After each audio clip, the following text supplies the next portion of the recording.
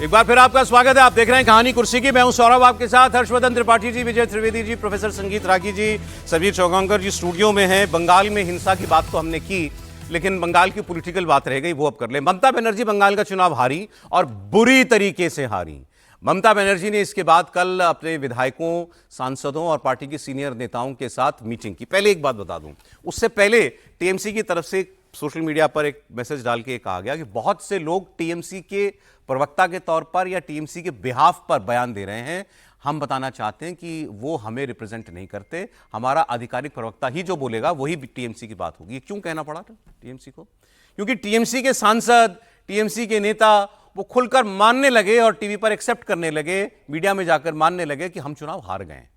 जनता ने बदलाव के लिए वोट दिया है, बीजेपी को लाने के लिए वोट दिया है, और हमारी कुछ कमियां रहीं, भ्रष्टाचार भी था, पॉलिटिकल वायलेंस भी थी, दादागिरी भी थी। इस सब से लोग परेशान हो गए थे। ये लोगों ने, टीएमसी के लोगों ने बोलना शुरू कर दिया।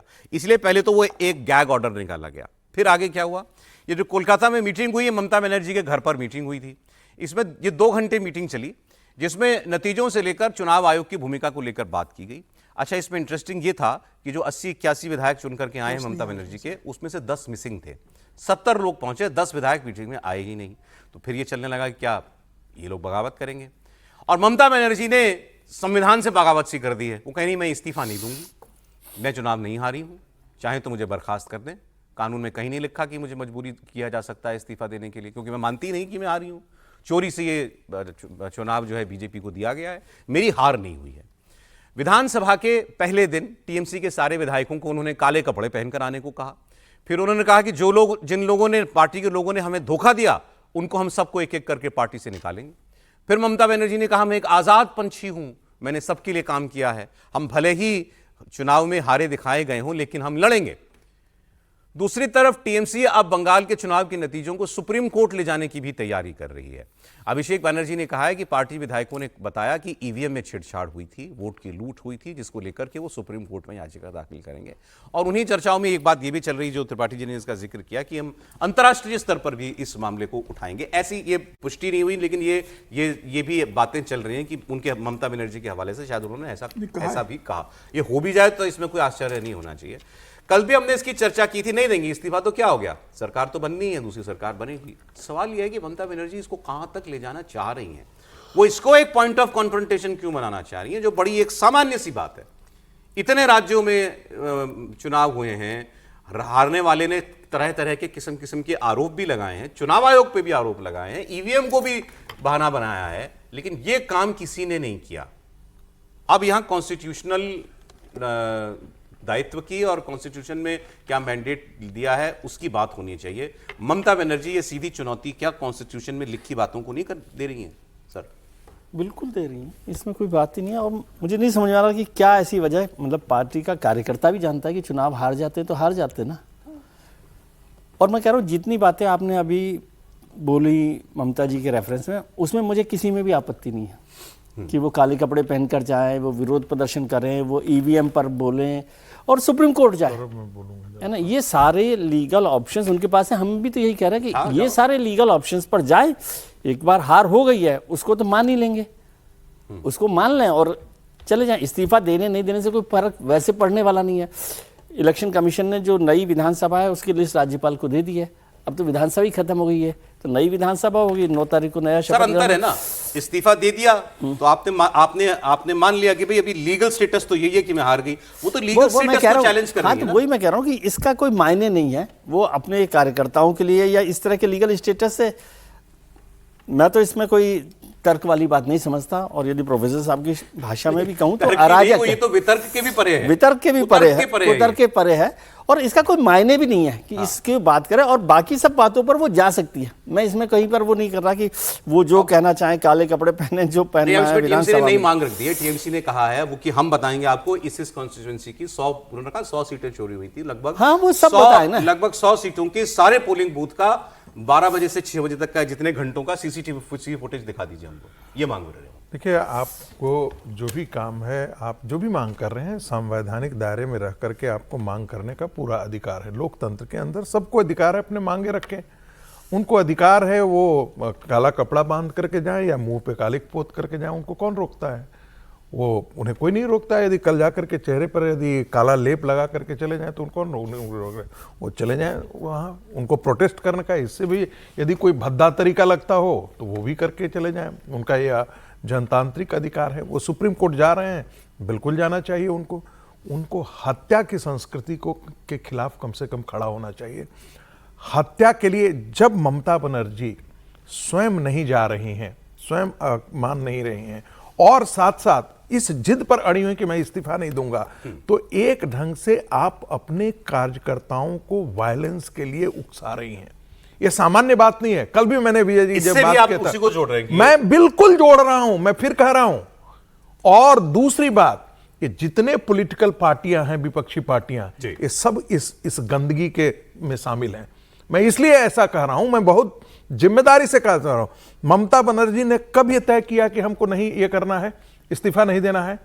राहुल गांधी का समर्थन आ जाता है कि वोट चोरी होता है। एक हमारे लाल टोपी पहने हुए है, उनको उनका शक देखने के बाद उन्होंने भी वो मांग उठाई। उसके बाद नहीं बोल रहा हूं कि जब वो मुख्यमंत्री हुआ करते थे तो कितनी गुंडागर्दी हुआ करती थी उत्तर प्रदेश में, ये कोई बताने की आवश्यकता है क्या? अतीक अहमद जिनके कुत्ते चाट रहे हो, वो उनको बताने की आवश्यकता है? अंसारी उन्हीं के ये पलता रहा, ये बताने की आवश्यकता है? आप कह रहे हैं कि अब ये ऑपोजिशन मिल करके अराजकता ले जाना चाहता है, वोट चोरी क्या? आप देखिए, पहली अराजकता की शुरुआत किसने किया था? अरविंद केजरीवाल ने कहा कि हम जेल से चलाएंगे। कौन सा कानून है बताओ? अच्छा, ठीक। अब यहां आकर के कोई मुख्यमंत्री कह रहे हैं हम रिजाइन नहीं करेंगे। अब तुम मुझे बताओ कौन सा क्लॉज लिखा हुआ है? इसकी बात भी करते हैं। अराजक मानसिकता है। एक सवाल और चल रहा है, ये तो विवाद है। मैं दूसरी आप एक चर्चा बताता हूं आपको कि बंगाल के मुख्यमंत्री की दौड़ में जो सबसे आगे चल रहे हैं शुभेंदु अधिकारी, अभी 2 सीट से जीते हैं। एक नंदीग्राम है, वो उनकी सीट थी, मतलब उनका घर है वहां, और एक भवानीपुर है जो ममता बनर्जी का घर है, यहां वो हार गई हैं। अब सवाल ये कि वो एक सीट छोड़नी है तो कौन सी सीट छोड़ेंगे? नंदीग्राम छोड़ेंगे सर। हाँ, तो यही चल रहा है और इसमें माना जा रहा है कि कुछ दिनों में इसका फैसला होगा और सेंट्रल लीडरशिप बीजेपी की जो है वो ये तय करेगी। सेंस तो यही बनती है कि मतलब लॉजिकल ऐसा लगता है कि आपने जहां पर ज्यादा बड़ी जीत हासिल की है, नंदीग्राम चीफ मिनिस्टर को हटाया है, तो वो सीट तो आप रिटेन कीजिए। और फिर वो राजधानी की सीट है, कोलकाता की सीट है। इसको घर की सीट के हिसाब से भी देखिए, यदि 2014 का घर है सर, 2014 का चुनाव देखें तो नरेंद्र मोदी जी ने बड़ौदा और वाराणसी से चुनाव लड़ा और वाराणसी रखी, क्योंकि वो तो घर की सीट है। मैसेज जहां देना है, मैसेज के लिए ना। हाँ। तो मैसेज तो भवानीपुर को रखने से होगा। आप क्या कह रहे हैं जी? नहीं, निश्चित से ममता जी का घर है, वहां से ममता जी को घर में हराया, सीधे संदेश देंगे। ममता जी के घर के बाहर से बैरिकेड हटाया, मैंने देखा वहां भी, उससे भी लोग बड़े खुश हैं। नहीं, वो तो वैसे भी हटना चाहिए था भाई। मुख्यमंत्री के रूप में बैरिकेड लगे थे कि लोग बहुत मिलने आते होंगे, सुरक्षा की स्थिति होगी तो वो लगाया जाता है कि वहां पर भाई उन्होंने उसे मेटल डिटेक्टर लगाया होगा, बैरिकेड्स लगाए होंगे। ममता बनर्जी विधायक भी नहीं है, तृणमूल कांग्रेस की एक अध्यक्ष है, तो अध्यक्ष के नाते जो सुरक्षा और सुविधा होगी वो पार्टी से उनको मिलती रहेगी। सरकार अब वहां से मेटल डिटेक्टर और बाकी चीजें से जरूर हटा लेगी। सर, एक शॉर्ट कमेंट त्रिपाठी जी, ये जो इस्तीफा नहीं देंगे, प्रोफेसर साहब ने कहा कि ये अब ये एक नया प्रयास है ऑपोजिशन का कि भाई वोट चोरी अभी तो हम बोलते थे, अब इसको एक नए लेवल पर लेकर के जाओ। इस्तीफा ही नहीं देगा जो हारे, पूरे राष्ट्रीय वो कहेगा वैसा हमारे ही नहीं, हारे ही नहीं, चोरी होगी, पहले इसको फैसला करो चोरी होगी कि नहीं होगी, अब इस्तीफा देंगे हम। ये राष्ट्रीय स्तर पर करने की ये चाल का एक हिस्सा है। आपने देखा नहीं हरियाणा के चुनाव को लेकर के राहुल गांधी ने क्या, ये कोई संयुक्त प्रयास है? एक तो आपको लगता है इसका कुछ अंजाम होगा? संयुक्त प्रयास है, लेकिन देश की जनता को अब जरा इसको अच्छे से समझना चाहिए। 2024 में राहुल गांधी लाल किताब लेकर घूमते थे। लाल किताब मैं इसलिए कह रहा हूं कि कई जगह आया कि वो संविधान की थी ही नहीं, बस कवर भर था, लेकिन ठीक है, वो उसको कहते थे संविधान की किताब ले घूमते हैं। और वो कहते थे कि ये आएगी, ये पार्टी तो संविधान बदल देगी, खत्म कर देगी, ये सब बोलते थे। तो संविधान तो सबने बदला, संशोधन होता है। लेकिन अब ये लग रहा है कि संविधान को सही मायनों में बदल नहीं, खत्म करने की साजिश अगर कोई कर रहा है तो विपक्ष इस वक्त संयुक्त विपक्ष कर रहा है। वरना सोचिए, आप संविधान के सामने खड़े हो सकते हैं क्या? संविधान के सामने तो सर झुकाना होता है। ये पूरी तरह से एनार्की को नेक्स्ट लेवल ले जाकर कहना कि हम त्यागपत्र नहीं देंगे, इसका सीधा सा मतलब हुआ कि हमारा जो कैडर है वो हमारे पीछे चला हो जाए, देश में एक ऐसा माहौल बन जाए जो इनको लगता है अलग अलग समय पर कोलंबो में, ढाका में, काठमांडू में हुआ वो यहां क्यों नहीं हो रहा है, और उसके आधार पर ये एक तरह से संविधान को खत्म करने की कोशिश कर रहे हैं। इसको इसी तरह से देखा जाना चाहिए। आगे बढ़ते हुए अब आपको तमिलनाडु में क्या डेवलपमेंट है वो बता देते हैं। वहां भी बहुत दिलचस्प घटनाएं हो रही हैं। तमिलनाडु में राजनीतिक समीकरण वक्त पर बदलते जा रहे हैं। थोड़ी देर पहले विजय ने राज्यपाल से मुलाकात की है, बाहर भी आ गए हैं। 24 घंटे में उनकी राज्यपाल से ये दूसरी मुलाकात हुई है। कल जब विजय पहुंचे थे राजभवन तो उनके पास 112 विधायकों के समर्थन की चिट्ठी थी। 112 कैसे बनते हैं? 107 उनके अपने खुद हैं, 5 उनको कांग्रेस के मिल गए तो 112 हो गए। गवर्नर से मिलकर उन्होंने सरकार बनाने का दावा पेश कर दिया, लेकिन विधानसभा है 234 की, बहुमत के लिए चाहिए 118, तो उनके पास 6 विधायक कम थे। गवर्नर ने कहा आप 118 ले आइए और उसके बाद दावा पेश कीजिए, फिर हम आपको शपथ दिलाएंगे। अब ऐसे में टीवी के बहुमत के आंकड़े के लिए वीसी के, पीएम के और लेफ्ट पार्टियों के संपर्क में है। खबरें कल तक आज सुबह तक जो मैं देख रहा था, लेफ्ट और ये और छोटी पार्टियां जो डीएमके कैंप की पार्टियां हैं, ये कांग्रेस की तरह डीएमके का साथ छोड़ने के लिए आतुर नहीं है। तो वो इतना सरल नहीं है उन लोगों को उस गठबंधन से तोड़ करके ले आना। फिर कौन आएगा? तो सवाल हुआ साहब को एक ये भी चर्चा चल रही है कल से, और ये कॉन्स्पिरेसी थ्योरी के तौर पर है कि ये बीजेपी ने दबाव डलवाया गवर्नर के जरिए, इन्हें तुम नंबर पूरे करके लाओ, और नंबर पूरे होंगे नहीं क्योंकि और कोई आएगा नहीं, तो एआईएडीएमके एक धड़ा बचेगा कि एआईएडीएमके का समर्थन ले लो। और ये एआईएडीएमके भी चाहती है और बीजेपी भी चाहती होगी कि एआईएडीएमके से सरकार वहां पर जो है वो चले, लेकिन उन्होंने चुन लिया कांग्रेस को। अब कल रात को खबर आई कि एआईएडीएमके ने कहा और अधिकारिक तौर पे कहा कि हम समर्थन नहीं देंगे टीवीके को। तो फिर कौन समर्थन देगा? डीएमके तो समर्थन देगा नहीं, डीएमके के खिलाफ वो चुनाव लड़के आए हैं। एआईएडीएमके और डीएमके दोनों कह रहे हैं हम अपोजिशन में बैठेंगे। कांग्रेस पार्टी ने 5 विधायकों की चिट्ठी दे दी है, उनके 112 पूरे हो नहीं रहे, ये सवाल है। अब इसमें आती है कॉन्स्टिट्यूशनल सवाल जो है, क्या सबसे बड़ी पार्टी के तौर पर विजय को सरकार बनाकर अपना बहुमत सिद्ध करने का मौका दिया जाना चाहिए था राज्यपाल के द्वारा, या राज्यपाल जब तक संतुष्ट नहीं होते कि इनके पास बहुमत है तब तक वो उनको न्योता ही ना दें? तो इस पर मैं देख रहा हूं कि एक डिबेट चल रहा है। पहले राघवन हमारे सहयोगी जो हैं वो जुड़े हैं हमारे साथ, वो एक बार आपको बता देंगे कौन सी पार्टी कहां खड़ी है। विजय को कांग्रेस के अलावा क्या किसी और पार्टी से समर्थन की उम्मीद है? राघवन जी देखिए, आज दूसरी बार मुलाकात की विजय ने गवर्नर साहब से, और एक जो चीज हमें बताई गई, जो सोर्सेस ने हमें बताया कि कल जो चिट्ठी दी गई थी वो चिट्ठी एज ए होल कोalition लेटर दे दिया गया था। इसीलिए गवर्नर ऑफिस की तरफ से उन्हें कहा गया कि उन्हें अपनी जो पार्टी की बहुमत की चिट्ठी है, जो सिंगल लार्जेस्ट पार्टी की चिट्ठी में जिसमें 107+1, क्योंकि 2 जगह से विजय जीते हैं, इस वजह से वो मेंशन करते हुए चिट्ठी जो है देनी चाहिए। इसी वजह से वो चिट्ठी लेकर आज विजय यहां पर आए थे। तो कह सकते हैं कि करेक्शनल लेटर था वो। उसके साथ में उन्होंने ये आज फिर रिक्वेस्ट की गवर्नर से, क्योंकि वो सिंगल लार्जेस्ट पार्टी के विधायक दल के नेता हैं, इसीलिए उन्हें सीएम बनने का मौका दिया जाना चाहिए। और हमें ये बताया गया सोर्सेस की तरफ से कि एक बार फिर गवर्नर ऑफिस की तरफ से उनसे कहा गया कि चूंकि वो कोalition गवर्नमेंट फॉर्म करके ही 118 के मैजिक नंबर को टच कर सकते हैं, इसीलिए गवर्नर संतुष्ट होना चाहते हैं कि उनके पास 118 विधायकों का समर्थन है, और इसीलिए वो चिट्ठी जो है 118 की लेकर आएंगे तो तुरंत उन्हें सीएम पद की शपथ दिलवा दी जाएगी। इसको लेकर बहस हो गई, छिड़ गई है। सौरभ, जैसा आपने बिल्कुल ठीक कहा कि क्या गवर्नर को ये ओथ लेने देना चाहिए, उसके बाद में फिर ये विजय की रेस्पॉन्सिबिलिटी होगी कि वो फ्लोर ऑफ द हाउस में अपनी मेजॉरिटी को प्रूव करें। अब ये कैसे प्रूव कर पाएंगे? जैसा आपने कहा कि वो वीसी के, इसके अलावा लेफ्ट पार्टीज के साथ वो उनकी पार्टी जो है वो संपर्क है। उसके अलावा एआईडीएमके का एक धड़ा जिसकी हम बात कर रहे हैं कि ऑफिशियल स्टैंड एआईडीएमके का ये है कि वो सपोर्ट नहीं करेंगे टीवीके को, लेकिन एक फैक्शन जो है वो लगातार इस बात को इंसिस्ट कर रहा है कि टीवीके को जो है सपोर्ट करना चाहिए। 28 ऐसे एमएलएस हमें बताया गया है कि वो पुडुचेरी के एक रिसोर्ट में है जो टीवीके के सपोर्ट में है, मतलब विजय की पार्टी को सपोर्ट करने के पक्ष में है, और वो इंतजार कर रहे हैं कि 4 और एमएलए उनके साथ जुड़ जाए, जैसे वो 32 होंगे, क्योंकि टोटल जो एआईडीएमके का संख्या बल है विधानसभा में 2026 में वो 47 है। तो 2/3 मेजोरिटी के साथ हो सकता है कि वो एक स्प्लिट हो जाए वहां पर, इस बात की संभावना भी बनती हुई नजर है। लेकिन उससे पहले टीवीके जो है पहली कोशिश यही हो रही है कि वीसी के और लेफ्ट पार्टीज 2 और 4 6 विधायकों के साथ वो 118 के आंकड़े को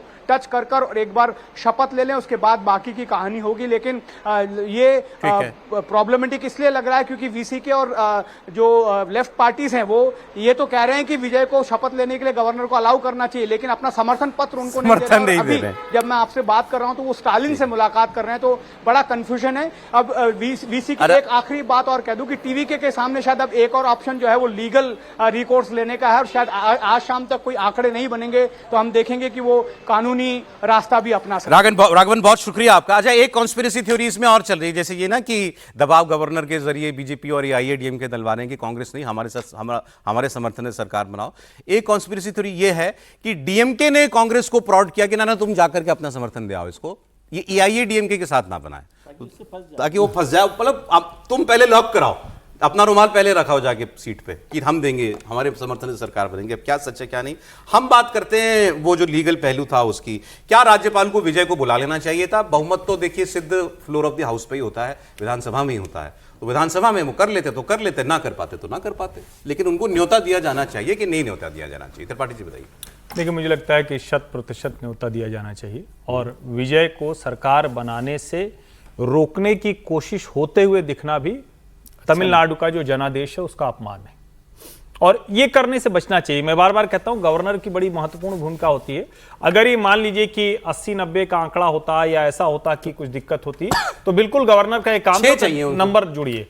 जब आप मतलब उस तरफ जाते हो कि भाई वो जो नियम आ गया कि पहले सबसे बड़ी पार्टी, अब कहते हैं अगर सबसे बड़ा कोलिशन है, या तो कोलिशन कोई दूसरा दिख रहा हो, क्या कोई दूसरा इसके सामने एक प्रतिस्पर्धा के तौर पर कंपीट करने के तौर पर है? कोई क्लेमेंट तो कोई क्लेमेंट है? अगर नहीं है, और मैं फिर कह रहा हूं ये मैंडेट सीधे सीधे विजय का है, इसमें कोई भी इब्बट करने की कोशिश मैंडेट राज्यपाल को बुला लेना चाहिए। समीर जी, निश्चित रूप से बुला लेना चाहिए। 2014 में जब महाराष्ट्र के विधानसभा चुनाव हुए थे, भारतीय जनता पार्टी को बहुमत नहीं मिला था, देवेंद्र फडणवीस के पास बहुमत नहीं था। देवेंद्र फडणवीस सबसे बड़े दल के रूप में सरकार बनाने का दावा पेश किया, मुख्यमंत्री बने, और फ्लोर टेस्ट पर राष्ट्रवादी कांग्रेस पार्टी शरद पवार ने समर्थन दिया और बहुमत साबित किया। उसके बाद शिवसेना शामिल हुई।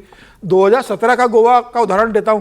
2017 के गोवा विधानसभा चुनाव में कांग्रेस के 17 MLA थे, भारतीय जनता पार्टी के 13 MLA थे। कांग्रेस के कामत साहब गए कि वही सरकार बनाना है, 17 हमारे सबसे बड़ा दल है, तो उन्होंने कहा बहुमत कहाँ है? 2 घंटे बाद बीजेपी चली जाती है 13 विधायकों को लेकर के, उनको सरकार बनाने का दीजिए, हमारे पास बहुमत है। उनको शपथ बनाने का आमंत्रण दूसरी पार्टी को दे दिया, 13 विधायक को सरकार बनाती है और फ्लोर पर बहुमत सिद्ध कर देती है। यह राजभवन का काम नहीं है किसके पास बहुमत है कि नहीं। बहुमत का परीक्षण विधानसभा में होता है।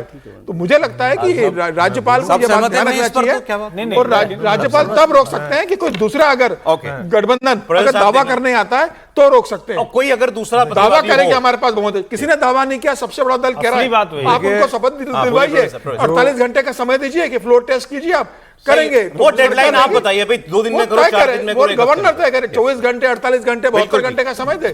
देखिए, जो ये कह रहे हैं वो सरकारिया कमीशन रिपोर्ट थी, उसके मध्य में ये सब बातें होती रही हैं। लेकिन हमें ये भी नहीं भूलना चाहिए कि जब अटल जी की सरकार बनी थी और वो सरकार गिर गई थी, तो उसके बाद एक नया जो है जिसे कह सकते हैं एक शुरुआत हुई, प्रैक्टिस शुरू हुए। कौन सी वाली कि भाई कौन सी वाली बात कर रहे हैं? जब 96 वाली 13 दिन की सरकार गिर गई थी, तो उसके बाद से हुआ कि आप लिखित में आप हमको देंगे, लिखित में समर्थन पत्र जब तक नहीं होगा तब तक नहीं है। और ये कहना ठीक ज्यादा होगा कि राज्यपाल को ये सुनिश्चित करने का अधिकार है कि आपके पास बहुमत है या नहीं है।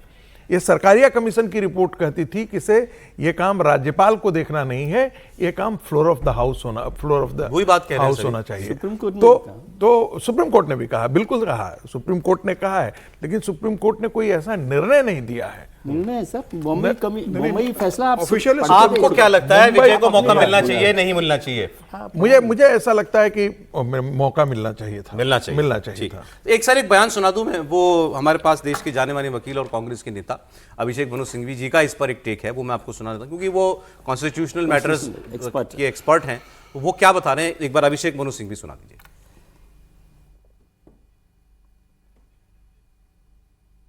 इसमें किसी और पार्टी ने भी ये दावा करने की प्रयत्न भी नहीं किया है कि हम सरकार बनाना चाहते हैं। तो मुझे समझ नहीं आता कि विलंब क्यों हो रहा है। इस प्रकार का संवैधानिक विकृतता होना, या इस प्रकार की संवैधानिक विलंब होना हमारे संविधान, हमारे ट्रेडिशंस के बिल्कुल खिलाफ है और मैं इसकी भर्त्सना करता हूं। देखिए, वो भी लॉन्ग एंड शॉर्ट एक ही बात उन्होंने बोली कि भाई कोई और दूसरा पक्ष होता दावा करने वाला कि ना साहब हमारे पास नंबर है, इनके पास नहीं है, तो राज्यपाल फिर जो है अपने विवेक का फैसला करे या वो इतना टाइम ले। एक ही आदमी ने दावा पेश किया है, उसके पास भी 6 ही कम है, तो उसको मौका क्यों नहीं मिलना चाहिए सर?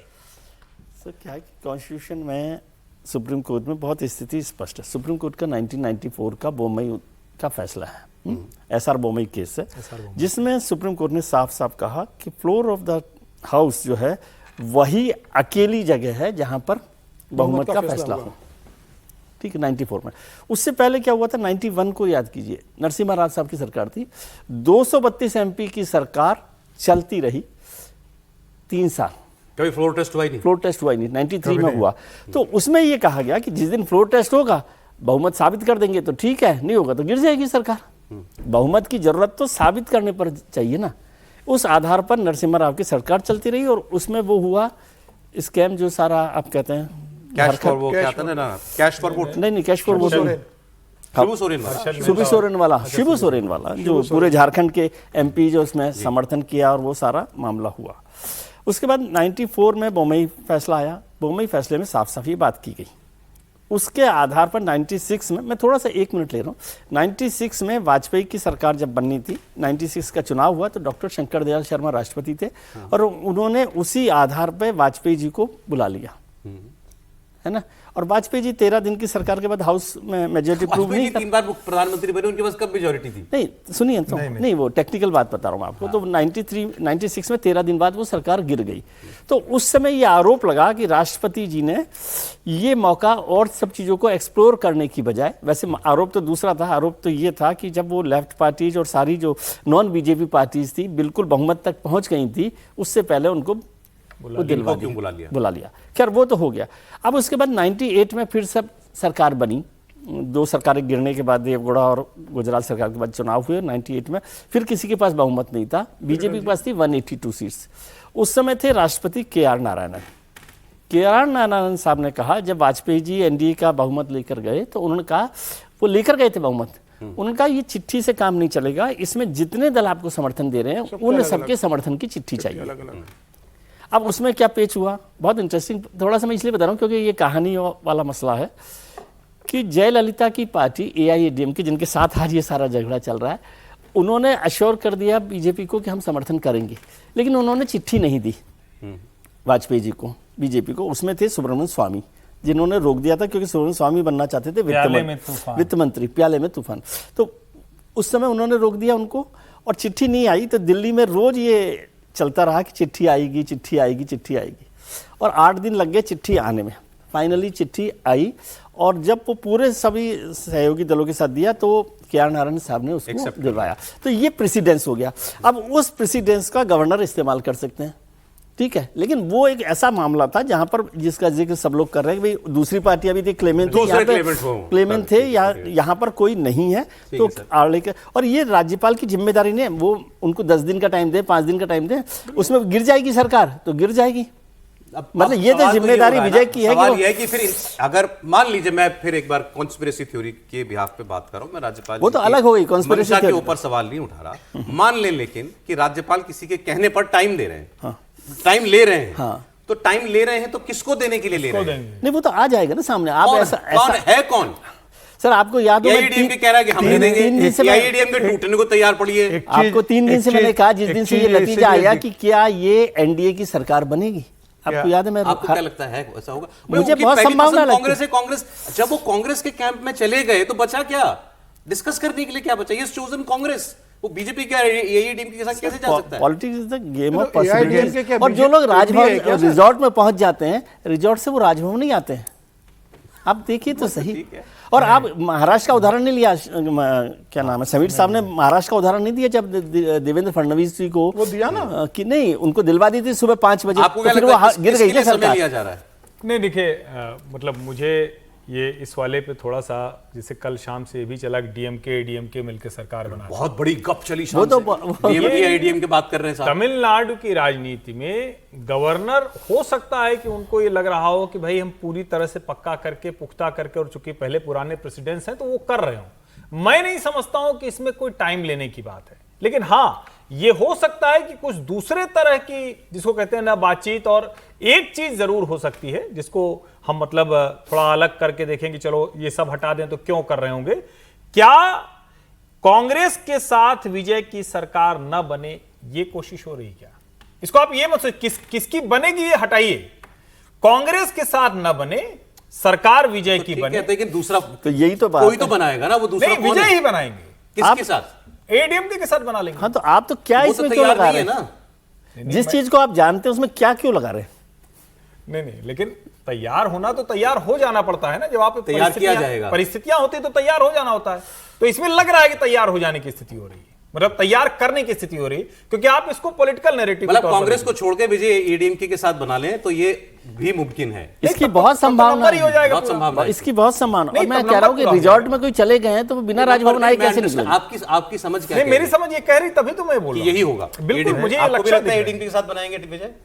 देखिए, मेरे लगता है कि एआईडीएमके के साथ बनाना होता, या भारतीय जनता पार्टी चाहती कि वो एआईडीएमके के साथ सरकार बनाए, कांग्रेस के साथ नहीं बनाए, तो भारतीय जनता पार्टी इतना लंबा समय नहीं लेती। परिणाम आने के समय ही मैसेज चला जाता और विजय तुरंत उनके साथ गठबंधन कर लेते।